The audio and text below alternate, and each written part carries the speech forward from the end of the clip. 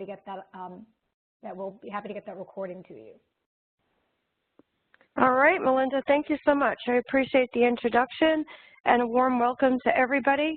I am recording the session, so thank you for the reminder. It's always helpful to have that reminder, even though I go ahead and set it up. Sometimes I forget to go ahead and get started there, so thank you. So if you do want a recording, like Melinda said, you could always reach out and contact us. Feel free to go to our website or email us at info@ppmworks.com. So info@ppmworks.com is a great way to get in touch with us. All right, so let me just make sure. Okay, Melinda is muted. Perfect. Just want to make sure she's muted on here. All right, so I did mute everybody on entry. It just makes it a little bit easier for all of us. This way, if someone doesn't realize they're not muted and they're having lunch, we don't all hear that and enjoy that, be a part of their luncheon. But I do have the chat window open. What I typically do is I usually go through the presentation, and towards the end, I save about 10 to 15 minutes for Q&A. I realize that you may have questions that you think of when you jump into the tool after we break for today. Don't worry about that. Again, you can email us at info@ppmworks.com, and we'll be happy to reply back to you. All right, so no problems there. If you have some questions after today, feel free to reach out to us. I will try and respond to the questions as I see them in the chat window, but I will warn you, I get a little passionate about the tool sometimes, and I get really into it, and I'm not necessarily being a very good hostess and paying attention to your questions. So I'll do my best though. So don't worry. And again, feel free to reach out to us after this. We do have webinars every other week. You may have noticed, though, in the slide that we just showed you a few moments ago that it looks like we're slacking off in November and December. We're just kind of keeping it real. We know that December and November are very busy for everyone. We have Thanksgiving, the holidays in December, either Christmas, Hanukkah, whatever you celebrate. So there's a lot of time off. So we're only going to do one during each of those months. Usually attendance is a bit low during those months, but circle back with us in January. Feel free to check out our website to see any of the events that we have upcoming. It's not just these webinars, too. It's also about PMI events, MPUG events. We are speakers at all of those events. I happen to be based out of the Atlanta area, so if anybody is in the Atlanta area, feel free to link in with me after today. I usually have a bunch of requests after the webinars, which is wonderful. Love meeting new people, love sharing and collaborating. That's what it's all about, right? We're all here to help each other. Okay, so having said that, just reach out to me, Laura Crawford with PPM Works on LinkedIn, and I'll be happy to answer any questions you have that way too. All right, so here's, I always call this my shameless plug. I have a couple of slides in here. So just a little bit about PPM Works and who I work for. We are a Microsoft Gold Certified partner. In order to be a Gold Certified partner, we have to maintain a high level of competencies. One of them is the individuals that we staff and employ. We all have certifications in multiple exams. I am certified in Project Server and Configuration and Microsoft Project, going all the way back to 2007. So I've sat through all of those exams, and if you need any help or assistance or have any questions about the 2016 exam, again, reach out to us. We'll be happy to help you. In addition to that, we also have to prove our competencies through our customers and our clients. So Microsoft interviews them and asks them, how are we doing? Do we deliver? Are we everything that we say we are? And if so, we continue to hold that competency. So we work very hard to do that. We have a lot of competent people on our staff and on our team. And one of the things that I do also want to tell you is that we actually do use the tool. So when we go out to a client site, if I come on site and I'm gathering requirements and you give me a set of requirements, I'm going to ask you why you're doing that and what you're trying to, or what you're hoping to achieve. Because I can tell you what works in the tool and what may not. We'll be very honest with you in how you can use this tool, but we have a great level of customization or integration with other tools as well. So we can do just about anything. We can do pretty much anything that's out there, but we also will let you know from a personal standpoint how we, things that we experience. And I think that's extremely valuable and helpful so that you're able to take away real-world experiences from our advice and our consulting there. Okay, so let's, enough of the shameless plug here. Let's jump into our learning objectives. So we have some objectives here today. We only have an hour, so not a lot of time, but I am certainly going to get you through today's session. And at the end, you'll be able to create a connection to your OData feed. So I'm going to show you how to connect Excel to your content. All right, we're going to import the data into Excel. I'll show you how to do it in a pivot table and a pivot chart. And then I'll also show you how to format your data, and then you're going to be able to get started right away. So that's our objectives of today, keeping it short and sweet and getting you in that tool. All right, so we've already done our introduction. We're going to jump into the first thing we're going to do is connect to your data. Then I'm going to show you how to select the tables. I'm going to show you how to create a relationship between those tables. Then we're going to create a pivot table, create a pivot chart, and then we'll break for questions and answers at the end. So again, a lot of information that we'll be covering in today's session. All right, so our goals. Our goal for today is to help you improve your KPI reporting. This is going to be for, tips and tricks if you've been using it. Hopefully there's something you can still get from this webinar that maybe you didn't know, or help you format or bring in your data or connect your data in different ways that you hadn't thought about. We're going to help you get started today so that you'll have the tools to try and create these reports after our session and make the most of your time. All right, we do realize it's an hour, so you're probably joining us during your lunch break or depending upon what part of the world you're joining us from. So let's go ahead and get in and start talking about Excel reports. I just have a couple more slides, and then I'm actually just going to jump into Excel, and from then on, we'll be directly in the tool. We won't be in our slide presentation. All right, so Excel reports. Why are we using Excel reports? Well, if you're project online, you are probably noticing that there are some, you're sharing, well, let me back up for a moment. You're sharing your project server with other customers or clients, right? So you don't have the ability to directly query your project server information, your database directly, as you would if you had an on-premise solution. So with that, and also if you are on the call and you are an on-premise solution, you still have access to OData. So you're not precluded from using that. So I don't want you to start dropping off and thinking that, joined the wrong webinar. So you still have access to OData regardless of whether you're on-premise or whether you are project online. All right, so OData is that open data protocol, and it just gives you a different method or a different means of querying your data.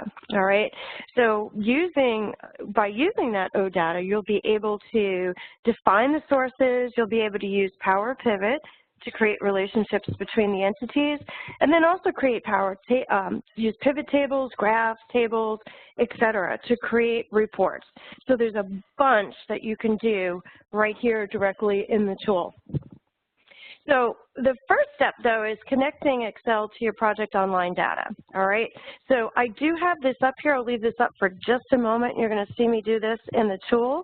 But you'll note here that I'm asking you to enter your URL. So if you have that handy and you know what that is, this is your homepage URL, all right? And I'll show you how to enter that in here, but that's all it is.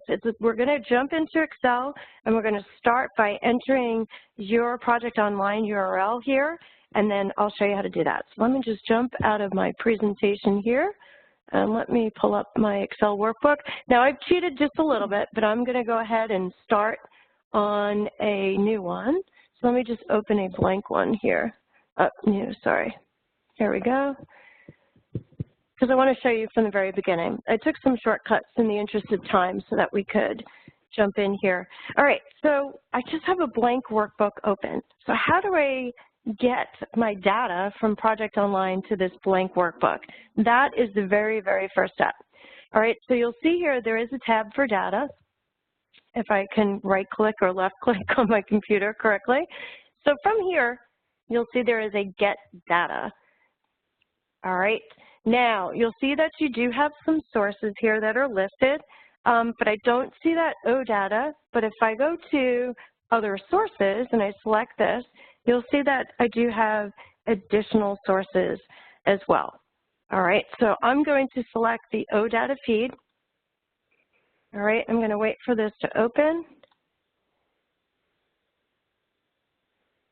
All right, and then this is where you're going to type in your URL here. So let's see if I have it open. I have a million things open. Here we go. Let me go over here and grab it and copy and paste it. All right, so I'm just copying my URL from my other monitor here. Go ahead and paste this in. So I just copied the URL, but you'll see that there is usually a default or an ASPX on the end. I do want to remove that. I want to remove everything after whatever you may have PWA, whatever is after sites. Typically it's PWA, but for your organization it could be something different. And then I'm going to type in an underscore, and I'm going to type in API. It does not have to be capitalized, so let me get rid of that. And then I'm going to type in project data, and again, a /. So I do need to remember this / at the end. If you forget that, you're going to get an error message that tells you you're not able to connect. All right, so again, it's just your URL that you can easily copy and paste from an open web browser like I did, underscore API, project data, and then that / again. I'm going to go ahead and select OK. I'm already signed in, so I should not be prompted to sign in. If you are not signed in to your Project Online environment, you may get prompted to sign in. It'll ask you to choose what type of sign-in. It may say anonymous, Windows, but at the very bottom of that sign-in screen, I apologize, I should have probably logged out so I could have taken you all the way in. At the very bottom, you'll see organizational account. That's what you're going to use because you're going to use your Project Online credentials. So you would do the organizational account, and it's going to ask you if it's a work or a student account, work account, and then you would log in just like you are logging into Project Online. All right, so there'll be one additional step that I kind of took a shortcut beforehand, so you didn't see that here. But now what we're seeing is a list of tables. So I'll just scroll through here. All right, so these are all the tables that are available in Project Online. All right, so one thing I'll point out to you too is you'll see here that we have an issues table, and we also have a risk table. So if you're using project sites in Project Online and you're tracking issues and risks, you can pull that information into an Excel report, all right? And that comes directly from those project sites. But you'll also see that I have assignment level details. So if I want to see resource assignments, I can pull that in.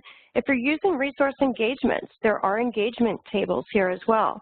So that engagements replaced resource plans. So if you were used to using resource plans from a few versions ago, let's say Project Server 2010, engagements is a similar concept here. So you can pull that information in here as well. I also have my portfolio analysis tables and projects, resources, and I also can get into task level details if I want to as well as timesheet data. All right, so for today, I'm going to use a few of these. I'm going to scroll down and I'm going to select the projects table here, and it's going to give me a preview. All right, so once the projects table loads, I can see the fields that are in here. So if you're not sure which table contains the field or the that you want to pull into a report, you can go through and look and see, all right? So the first challenge, if you're not used to the reporting tables, is learning that there are fields that are contained on specific tables. So it does take a little bit of trial and error, and then as you continue in creating reports, you'll be able to, you'll know after a while which table I need to go to find that field. If I have custom project level fields, so if I'm tracking KPIs from my projects, they're going to be located in the projects table, which is why I'm going to go ahead and select here. If there's resource attributes that we're tracking, location, RBS, anything like that, departments, I can find that information on a resource table. If I want to find assignment level details, such as what my resources are working on in the task, or the total hours in their, I can find that here. Find their baseline total work for projects, and also the the actual work that they've been assigned. All right, so again, I've selected my projects table, excuse me, and you'll see I have the option of clicking on load, but I want to show you one other thing. The projects table is not very large, so I can easily just go ahead and load this. But if you're pulling in any of this assignment level tables, if you're used to creating reports and pulling these tables in, you'll know that these have thousands of rows, depending upon the number of resources, the number of project tasks that you have out there in published projects. So if you have a large number of projects in Project Online, a large number of resources, these tables can be very, very large. So I have the option, instead of just loading the entire table, to select Edit. All right, and if I select Edit, it opens it up on my other page. So let me go ahead at my other monitor. Let me drag this over for you so you can see. So now I can actually select the fields that I want to see. Why is this important? Again, if I pull in an assignments table, I am going to have to scroll through a long list of fields to find maybe the 2 or 3 fields that I want to pull into a report. So it takes a little bit of extra time initially, but it does give me the ability to just focus on those fields that I want in the project, reducing the scrolling that you'll see in a moment, and again, also reducing performance, improving performance, because these reports are going to be refreshed. They're going to be, you're going to, as projects are published, you might come in and refresh them once a week, and you want to see the most recent updated information. If they contain a lot of fields in these tables, you'll see that it takes a lengthy amount of time to refresh. So, but the choice is yours. And if you're not sure what fields to bring in, then go ahead when you're initially getting started and bring them all in. But I'll show you the option here of choosing. All right, so this makes it a little bit easier. And again, the project table isn't very large, but if we were in the assignment one, you'd see that the scrolling is much longer. All right, so I can deselect, and now I have the ability of coming in and saying, maybe I want the project ID. I'm selecting that because if I want to relate tables to a project table, to a resource table, et cetera, I'm going to need some common fields that I can link up. And you can see how I can come through and I can say, maybe I want the project name. All right, maybe I want the project owner name. All right, maybe I want additional custom fields that I may have that may be at the very end, so I can pull in any custom fields that you have. So if you've created the custom fields in Project Server, they're here available for you to pull in. All right, so again, just scrolling through here, selecting the fields that I think I'd like to use in here.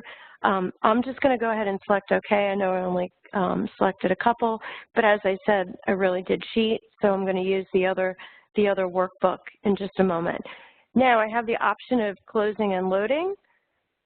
All right, so I can close and load, or I can also close and load to somewhere else. So I'm just going to go ahead and close and load, and what that will do is you'll see, if I drag this over a little bit, we'll see that I do have my project fields loaded here. I have 97 rows, but I only have 3 fields right now in here. But that does not mean that I cannot then go ahead and start adding additional tables, and that's what I'll do. I can either go to recent sources where I'll see a list, or I could go back to get data again. Recent sources is going to show me a recent source, which I already have selected here, so I'm going to go ahead and connect to that. That is the same URL that I just used. It's going to bring me back here again. So this is where I can then continue to come in and say, I'd like some assignment baseline time phase information, assignments, maybe I want resources. Again, because if I want to create a report, for instance, that shows the resource name, the total baseline work for that resource compared to the work, which is the work that is in the projects, I'm going to need to pull information from different tables, all right? I'm going to need information from an assignment baseline time phase data set, and also my resource table. So that's why you may want to go ahead and load the different tables. If you were using tasks, in addition to those that I've suggested, you would scroll down here as well and select the task table as well. All right, so that's how you begin first of all, by bringing the tables in to your Excel sheets here. And then after that, the next step is to actually create a relationship. So I'm going to minimize this guy here. Let's see. Okay. So as I said, I cheated. I went through here, and you can see that I went ahead and added this is assignment baseline table here. I also have time phase, which this is project, I believe. Yes, and I have a few others. So you can see here, actually, as I click on them, it'll actually highlight which ones I'm on. So if I'm not sure which table I'm looking at, it'll tell me this is the assignments table. Then if I select another sheet, it's telling me this is your project table. And I can see, again, the different fields that we have that I brought in here. So I brought in a few in here, all right, just because I kept changing my mind on which type of report I wanted to demonstrate for you. So I said, you know what, if I change it on the fly, let me be prepared and get everything in here. All right, so went ahead and did that. Just wanted to take a quick peek at the chat window. Don't see any chat messages just yet, so I think everybody's following so far. So, okay, so now that I have this particular open Excel workbook with all these different tables in here, I just went ahead and I clicked on a new sheet. So I just want to go to a brand new sheet. And now from here, I can go to my Insert tab. And you see I have the ability to insert a pivot table. All right, so I'm going to go ahead and select the pivot table here. And it always will ask you whether or not I want to use this workbook's data model. If I had maybe an Excel spreadsheet that wasn't pulling information in from Project Online, I just had a spreadsheet where I had been tracking a bunch of information and I wanted to create a report from that, that's when I can come in and say, okay, let's use the table that's contained in here. But I am going to include everything. So I'm going to include the workbook's data model here, and I am going to use this existing worksheet that I have open and select OK. And what you'll see here is all those tables now. Let me just drag this over a little, or let me collapse this probably when I get my, there we go. So now I can see a list of the tables over here. And this is where I can start beginning to change or create my project report here. All right, so I have my pivot table. It's blank, of course, by default. So if I can, there we go. So now I'm going to start scrolling through and selecting the fields and begin building my report here. So let's go through. I'm going to go to project name because that's probably helpful if I'm looking at project level information. There we go. So I'm going to grab this. I'm going to drag this down to rows. You'll note that green line that appears there. That lets you know where the information is going to be put into. So I'll show you that again in just a moment. One of the other things that I might want to do in here, and actually, let me back up a second because I don't even think, let me show you one other thing. Well, let me go back to where I was.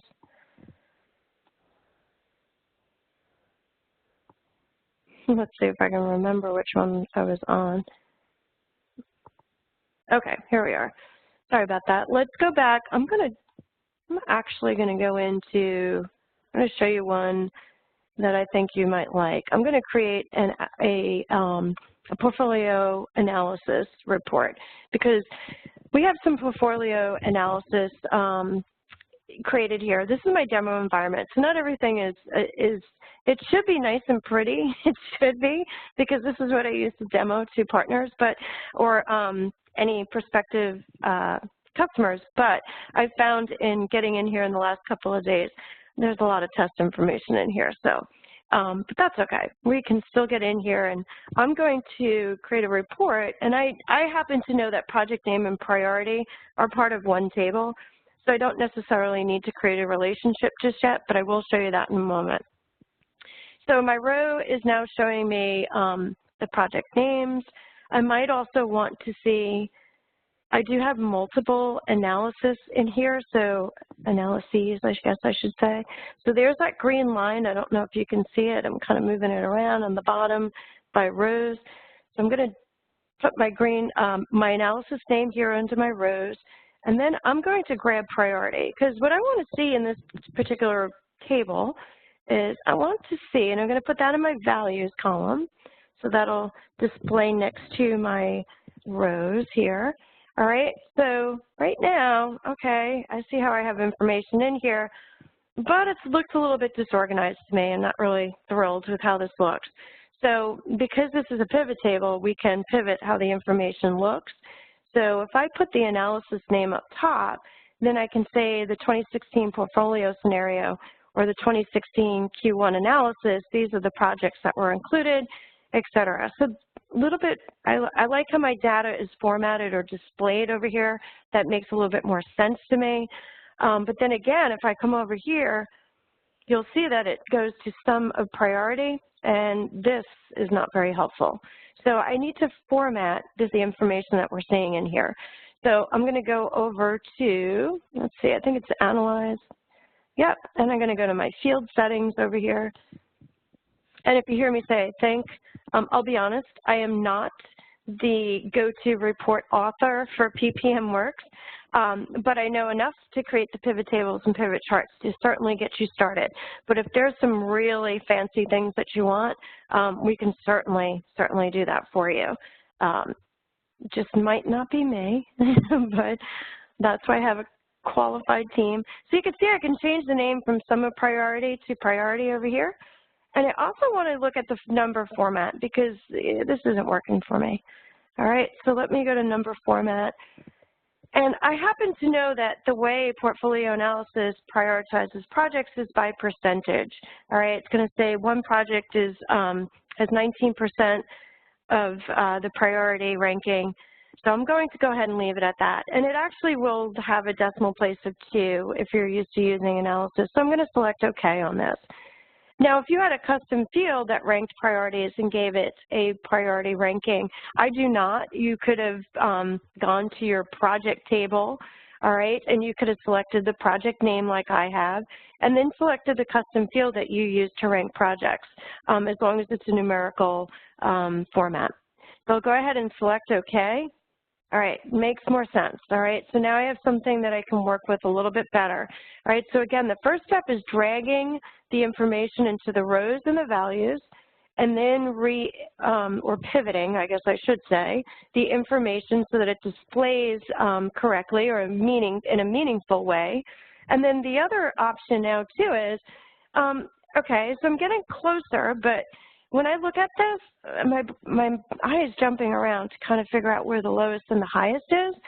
So I also can sort this very easily, all right? So if you're familiar with Excel, this will be easy for you to do. I'm going to sort this from largest to smallest. Okay, now this makes sense. So for this particular portfolio, I can see that this customer feedback project had the highest priority ranking. All right, so this particular project satisfied all of our business, or the most business objectives that we have in our project, in our portfolio. All right, so we have, again, you can use a custom field that you may be using to rank projects, and then you would not need the analysis table. You just go to your project table, locate your custom field from there. All right, so again, all I did is repivot the information. I organized it from highest to lowest. And then there's also another thing that we can do that I want to show you. And I need to go to the Home tab to show you this. Conditional formatting. I think this is pretty cool. So let's go ahead and show you this. Let me go from green to red. All right, so you'll see here, okay, it highlighted this #1 ranked project, green, but I do have this formatting option dialog box here if I select the dropdown. So right now it's only on the selected cells. I have the option of doing it for all cells that contain a value, but that would be everything. That would be my summary and also any totals that I may have in my report. So if you have a grand total column, you don't want to include that, right? So you really just want those that are associated with a project name, all right? And that was the one that I selected, and that's why I chose that option. But again, okay, why am I only seeing yellow gradually to orange? And if I scroll through this, you'll see here because it's taking into account all of these portfolios, and 2 of these are blank. So we got started, or we did something in here and we just never completed the portfolio analysis. So again, yeah, great report, but not really giving me what I need right now. So I think what I'd like to do is focus on one analysis. So let's not rank these or do a heat map based on all of them, and I can do that. So if I come back over here to where my table is selected, and I select the drop down next to that, I can go ahead and select all to clear my checkboxes, and then I can come in here and I can manually select either the specific projects within the portfolio analysis or the entire portfolio analysis, and I can select multiple ones if I want. But based on what I'm trying to display here, it would make more sense to just focus on one. Okay, so there you go. So now we have this nice little heat map that's showing from green all the way down to red. So if there's any doubt which one may be the highest value here or which one ranks the lowest, a little bit more visually appealing. All right, so very, very simple pivot chart and a pivot table, and we can certainly add, I didn't do the table yet, so let me go ahead and insert that. All right, so let's go ahead and, I'm sorry, I keep saying table, pivot chart, sorry about that. So let me grab, let's pull this over a little bit. So it's gonna give me an overview of what the one that is currently selected will look like. Let me try this one. Yeah, I like that. All right, so I'm gonna do a clustered bar. I'm gonna go ahead and select OK.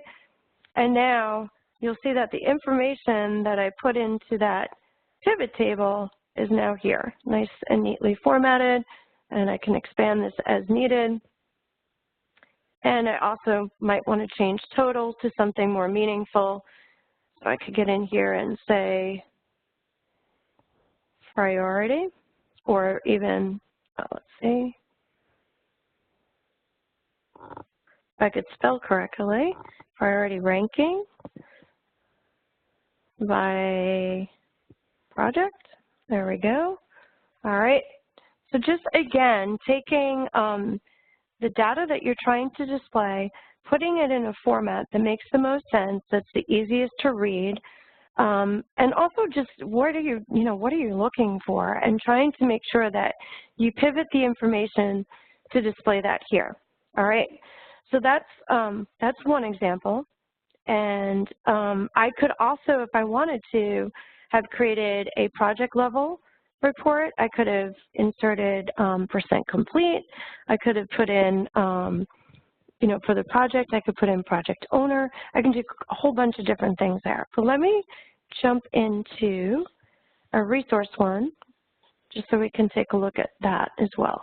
All right, so let me go ahead and insert a pivot table so we can start building. I'm going to use the existing workbook yet again, and I'm going to use this workbook's data model. But let me show you, before I move on, I neglected to show you something. I apologize. I inserted a bunch of different tables in here because I may want to see information from the resource table, as I said, but I also might want to see baseline information compared to work in projects. All right, in order to be able to pull a field from one table and drag it down here, and then drag a field from another table, I need to create relationships. So let me show you what that looks like. The very first example that I gave to you, now if you just have project level fields and you are just pulling your custom project level KPIs in there, you won't need to do this. But I wanted to show you how for each of the tables that I have in here, except for the last one, I threw this in at the very end and I didn't come back in. But for all of these here, I created a relationship in here. All right, and I'll go ahead and edit one of these so you can see what that means. Because what I need to tell the tool is, it doesn't, just because I pulled these tables in, it has no idea how to relate the information from one table to the other. So we need to tell it how to do that. All right, so you'll see here that I took the assignment baseline time phase data table, which is this very top one right here. All right, so I took this top table here, all right, and I selected from my columns my project ID, and the trick is that it has to be a field that's contained in this table and a field that's also contained in this table. If I select a field from here and then I go down here and I open it up and my assignments information is not going to be contained in my project table, I'm going to get an error message. First of all, I won't find that field to link to, so I won't be able to do it. But again, even if I tried and picked a random other field, I'll get a error message. And if I select this table's a little bit longer, but you'll see this field's less value, I should say, is longer. But you'll see project ID, all right? So by selecting the project ID and the assignment baseline time phase data set and the projects, now I've created a relationship between those two. So I can pull information from one table and pull information from a second table into one report, all right? The trick is finding the relationship that you can build upon, because there's times when I'm trying to do something and I just can't figure it out. And again, I'm not, as I said, I am not necessarily the report architect in my organization. So, but I'll go to one of them and say, hey, you know, I'm in here and I'm trying to compare these two things. And one of my buddies will often say to me, Laura, you're trying to compare apples and oranges and it's just not going to work. So there are sometimes there are situations where you're not able to do that. All right, but for each of these, I'll go ahead and cancel out of here. But for each of these, you'll see that I created that relationship. So resource ID to resource ID, project ID to project ID, all right, and so on. All right, so you do have to come in here to relationships if you're pulling in different tables and you want to display them in one pivot table. If I have multiple sheets and each sheet has resource information, the other sheet has project information, you can skip this step. But if you need to pull that information in, you'll go there. All right, so I'll go ahead and close that. So again, that was just selecting relationships and then selecting those fields from each table so that I can create that relationship. All right, so let's go in here and let's start building a resource report here. So let me go down to resources and let me grab resource name. All right, here we go. So resource name. All right, and then if I want assignment level information such as the baseline work for the resources, that might, right here, we can see that. So I can pull baseline work in there.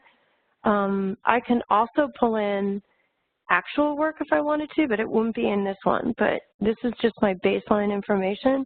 So I can see my baseline work. And then if I go, let's see, it might be up or down. Let's see, am I at the top? Let me collapse that. All right, now if I go into assignments, let me go in. I can see actual work. Maybe that might be helpful to see what's been done. And then assignment work. So let's scroll down more. Not regular work, just plain old work. There we go. All right, so now I can see, again, the formatting, I have to come in here. So yeah, I have the information pulled in here, but what am I looking at here? All right, so I'm going to want to go into my field settings.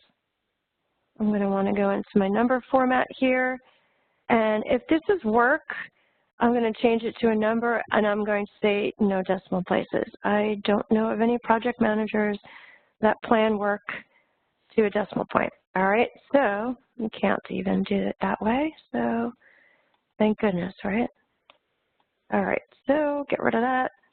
All right, I also could rename these as well.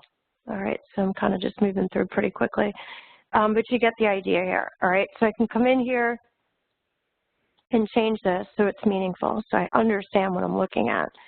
All right, click OK. All right, so I can see the baseline work for this particular role or an individual person. So let's see, for me, myself, Laura, I can see that I have a baseline of over 1,000 hours. I've only done 248 of that, and it looks like right now the projects are in excess of what was originally baselined. So it looks like we have some scope creep in the projects where I have assignments, and this is definitely higher than that, all right? So I can see that information in here, all right? So again, I pulled information from multiple tables, so I did have to create a relationship between resources, assignments, and assignments baseline time phase data, all right? So another thing that I'll just point out, quick time check, we have time. Another thing that's helpful that I'll show you. All right, so let's say we wanted to do something like a grand total. Assuming you have thousands of resources and this list isn't as short as my demo environment, and you want to be able to see a total from down below, you can certainly do that. All right, so we can come over here, and in Excel, if I'm going to create a formula, I will always type in equals.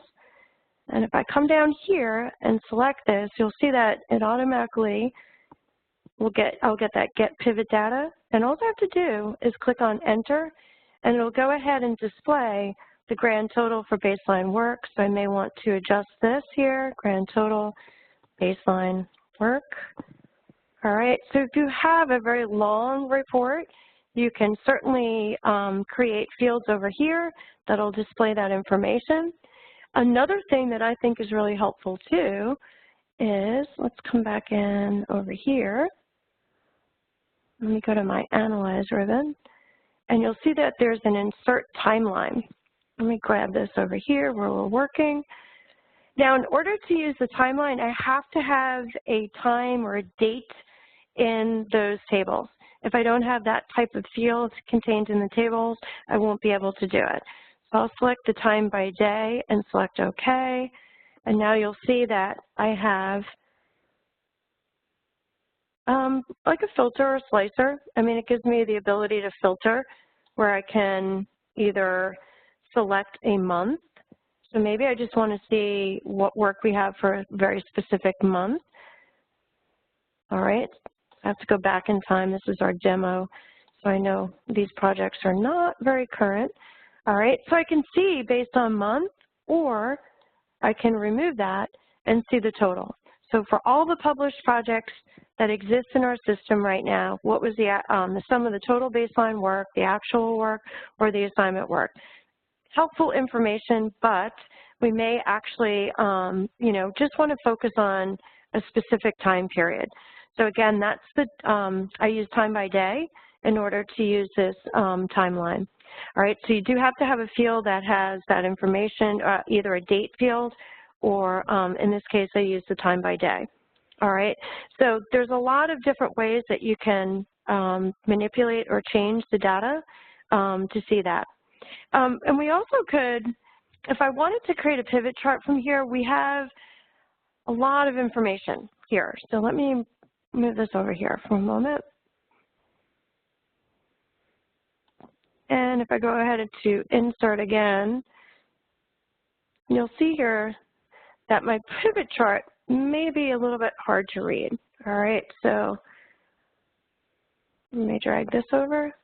Actually, I can collapse that. Drag this over here.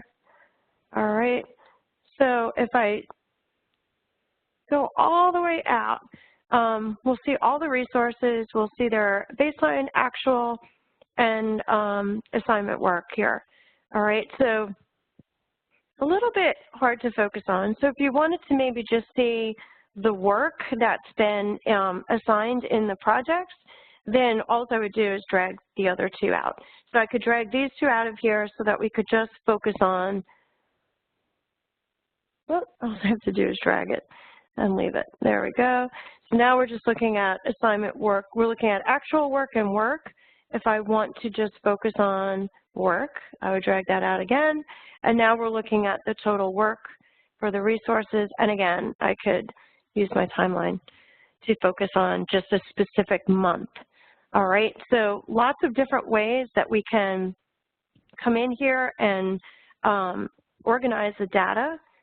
All right, the trick is trying to find a way to format everything so that it looks nice and neat. For this one right here, for project priority, we flip some things around because if we have it by project and then portfolio analysis, that really didn't do us any good there, all right? Also, let me talk about refreshing your data before I forget. So you can come in here and you'll see refresh all. All right, so if I go ahead and refresh this, it's going to go ahead and it's going to go back to my project online instance. And if projects have been published, it's going to go ahead and refresh the data that we see here. All right, so if you're creating reports, let's see, I have a couple more minutes left. Let me just show you one more thing. If I want to insert a pivot table, this is where you'll find out how often your project managers update their project information. So I'm just going to go to the project table. I'm going to grab project name.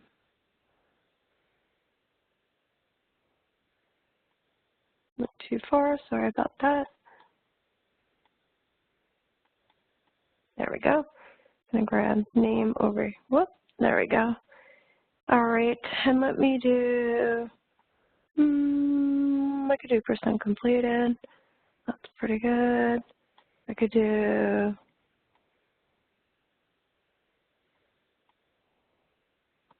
let's see. Oh, I got some good ones towards the end that are,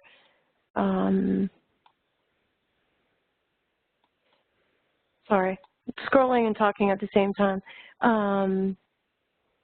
Total project cost. Nope, there's one in here that's going to tell me what my benefit is. So here we go. Savings goal, that's kind of cool. And maybe savings actual. All right. But you can see here, I got a lot of blank rows. All right. So that tells me is that I don't have this information updated in my projects. All right, so I could give a shout out to everyone and say, oops, sorry about that. I could give a shout out to everybody and say, hey, let's go back and publish everything that you just did. Let's publish, please, because I'm about to run my report and I've got a ton of blanks in here and I really need to have this information in here. This information is coming from your published projects. So the information that you pull into these reports, of course, is only going to be as good as what goes in. All right. One other thing that I'll show you that can be kind of tricky is I would have to format this as well. All right. So % complete. You actually want to leave it as this. If you change it to a percentage, it will display something like 800%. So leave it as is. Excuse me for 1 second.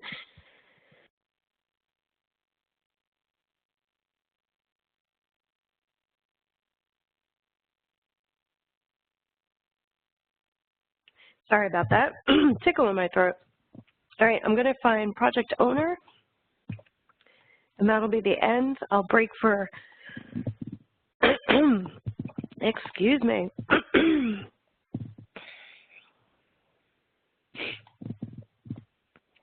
If I can find it. Let's see, owner name, come on. Here we go. All right, so I put the project by owner name. Might be more useful to have this information up top. You may be wondering, well, why don't we put it in a column so we see the project name and then the owner name? But these fields are typically number fields. So even if I try and format this, I'm not going to be able to get that text back where it tells me the project owner. But there is a way to fix this. So let me go in here. Let me just right click here. Pivot table options, display. And I could do a classic pivot table layout. All right. And if I change this, it'll go ahead and, all right. And then actually, let me undo that real quick. Let me drag this back here. And if I want that next to it, I can do that again by doing my pivot table options. Display. Click OK. And now it'll have my owner name next to my project name here. All right. So now I do see the text field here instead of just the number field here. All right, so that is one way to get the text fields to display there. All right, I'm going to go ahead. Let me stop sharing for just a moment so I can, actually, let me pull up my, let me do my call to action here so that we're going to do our question and answer. But again, if you need to contact us, feel free to do that at info@ppmworks.com. Also, this is our website for future webinars. Excuse me, I'm sorry, I apologize for coughing into my headset. And also PDUs. We are a registered education provider, so email us. We submitted this a few weeks back for approval for PMI, so hopefully we'll have that information ready and available to you shortly. Okay, so I'm going to open up my chat window. I don't see any questions just yet, but let me stop sharing because sometimes they're hidden. So, excuse me, I'm sorry. If you do have any questions, feel free to go ahead and type them in the chat window, and I'll be happy to answer them. And don't forget, too, if you think of something much later today, I know you're all excited. You're going to get in the tool in a little bit, and you're going to start creating. If you have a question later on, you can also shoot us an email, and we'll be happy to answer those.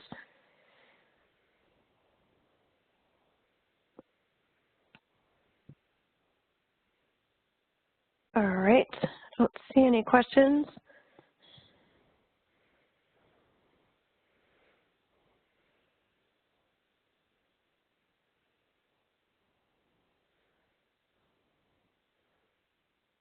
All right, I'm going to go ahead and stop the recording as I see I'm not seeing any questions.